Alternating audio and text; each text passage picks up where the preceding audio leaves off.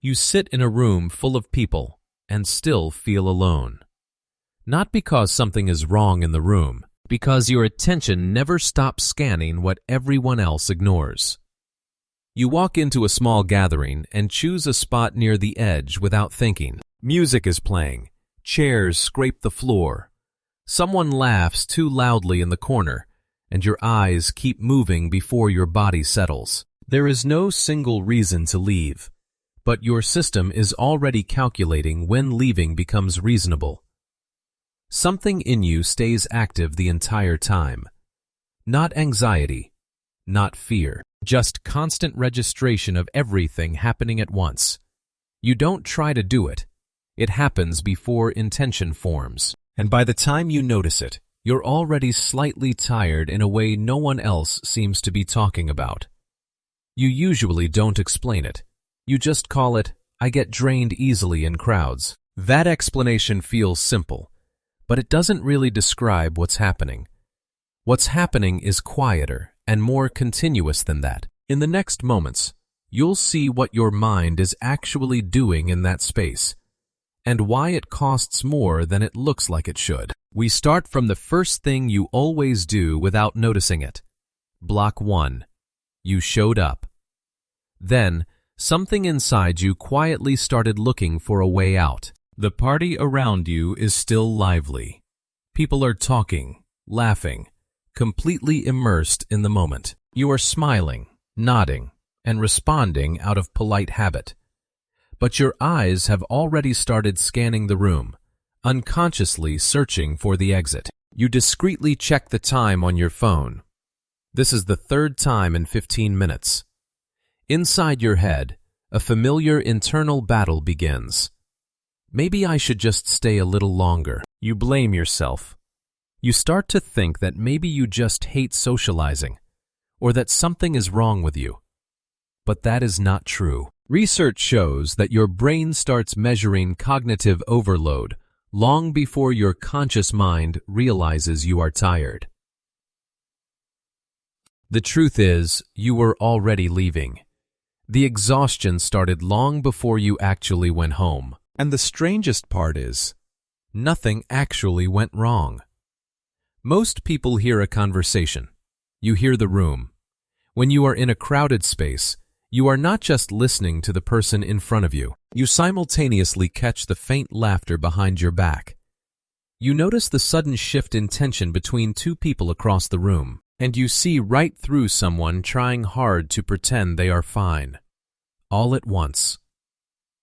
Your attention is constantly jumping, scanning every tiny social signal around you. You are not distracted. You are just absorbing everything. Your brain acts like a radar, operating at maximum capacity, quietly burning through your energy without you even realizing it, leaving you with nothing but a vague, lingering thought. I didn't even do much, so why am I so exhausted? And that is exactly where the cost begins.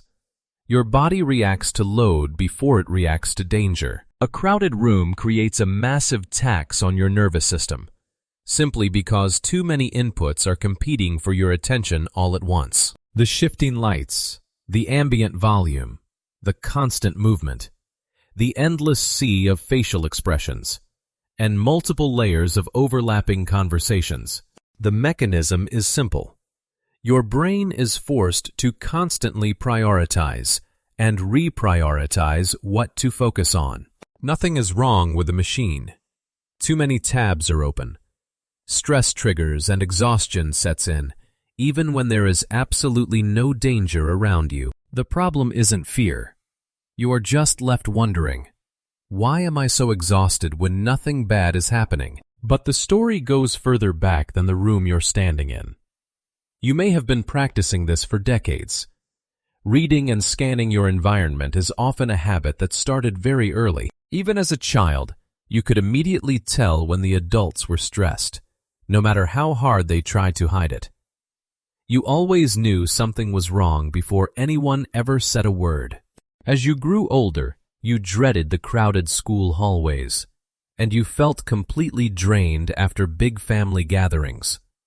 The thought in your mind was always, I always noticed things first. The mechanism is simple. Your brain learned to scan and read other people's emotions as a natural reflex to protect yourself. Nobody taught you. You were reading rooms before you had the words for it. The cost is that this high alert became the default state of your nervous system. And because nobody explained it to you back then, you had to explain it to yourself. The behavior was real. The explanation wasn't. Because you always wanted to go home early, avoided large gatherings, and needed total solitude to recharge, your brain looked for a simple explanation for a highly complex feeling. You labeled yourself with a single thought. Maybe I just don't like people. And from there, a false identity began to form. That was the mistake. The truth is, you didn't have a social problem. You had a processing problem. Here's the part most people never notice. The thing that truly exhausts you is not the social signals you notice around you. It is how you automatically react to them. When you see the person across from you get slightly uncomfortable, you immediately adjust your tone and cadence to match. When the tension in the room rises, you unconsciously try to say something lighthearted to make everyone feel better. A familiar thought crosses your mind. If nobody fixes this, maybe I should. You got involved. You weren't just observing the room. The mechanism is simple. Your brain is trying to manage the emotional state of everyone around you. The cost is that you are quietly carrying a heavy responsibility that nobody ever asked you to hold. And that changes everything. What if exhaustion is not evidence of incapacity? When you have to leave the party early, when you crave quietness, or when you need a lot of time alone to recharge, you often blame yourself. A heavy thought loops in your mind. I always thought this meant I was weak. The actual mechanism is simple. Cognitive resources are always finite. You are not weak. You are just running a high-capacity processor. A different cost. You reach your limit honestly, after your nervous system has worked tirelessly to process thousands of surrounding social signals. Failing to respect this natural boundary is what truly pushes you into deep exhaustion. This burnout is proof of the massive volume of data you processed, not a limit on your capability. And there is one core thing you have probably misunderstood for years.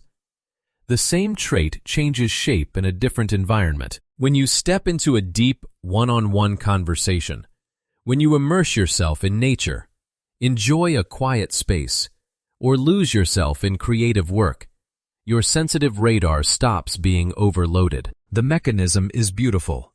Your innate sensitivity works best in low-stimulus environments with less noise and chaos. Here, there is no cost.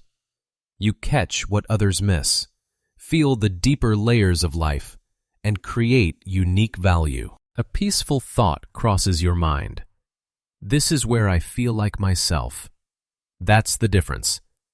Your sensitivity is expensive in noise and valuable in clarity. The very thing that makes crowds overwhelming is exactly what gives you your depth and makes you who you are. What about you? Where do you feel most alive and most like yourself? Share your story in the comments below. You were never overwhelmed by crowds in the way people assume. You were carrying a level of continuous awareness that most systems simply don't run at the same intensity. And that awareness always comes with a cost, even when nothing is wrong. You are not someone who struggles with people. You are someone whose attention never fully shuts off in social space. You don't enter rooms. You enter everything happening inside them. Think of one place where you feel noticeably lighter after leaving. Not comfortable. Lighter. What is different in that environment compared to crowded ones? Share it if you notice the pattern clearly. If this feels familiar in ways you didn't have words for before, there is more we can break down in the same direction next time. Some people leave rooms.